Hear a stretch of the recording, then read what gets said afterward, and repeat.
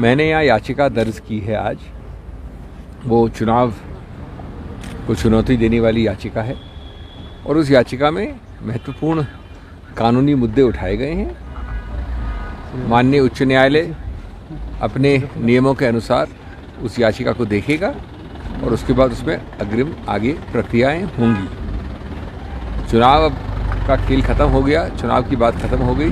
ये एक कानूनी प्रक्रिया है, इसमें कोई राजनीति नहीं होती है।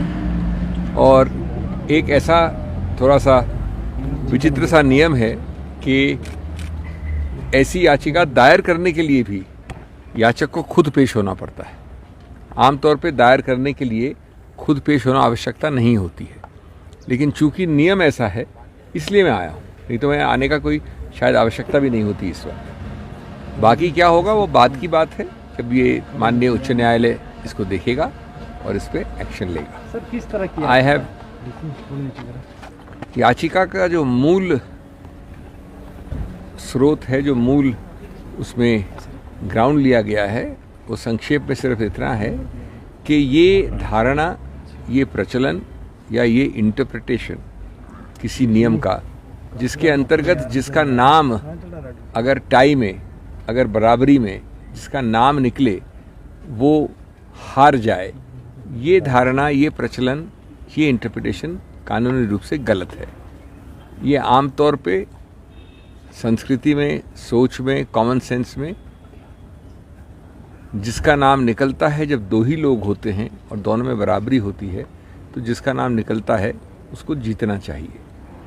ये जो नियम का इंटरप्रिटेशन दिया गया है किसी के भी द्वारा वो गलत है और इसलिए अगर ये इंटरप्रिटेशन गलत है तो जो परिणाम घोषित हुआ वो भी गलत होगा।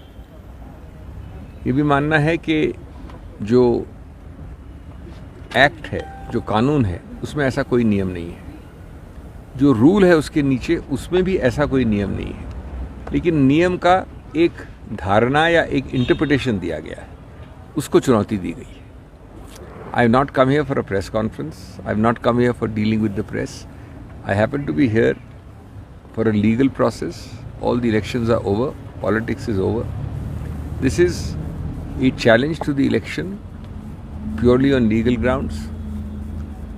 One of the main legal grounds is that there is nothing in law, neither in the act nor in the rules, which compels an interpretation, which requires that the person whose name is drawn up in a draw of lots is the loser. It defies common sense, it defies the old traditions, the old practice anywhere and everywhere in the world, that between two people, when there are only two people and not more than two, the person whose name is drawn out in a lot should be the winner, not the loser. If our contentions are accepted ultimately by the Honorable High Court, then the result declared would have to be declared to be wrong. There is a strange procedure for election petitions which requires the petitioner to be present himself to file it. That is why you find me here today. That's about the long and short of it. I am here only for a few hours. And having filed it, I shall be going back to Delhi, and then the legal process will take over. Our lawyers will deal with it in the court. Thank you.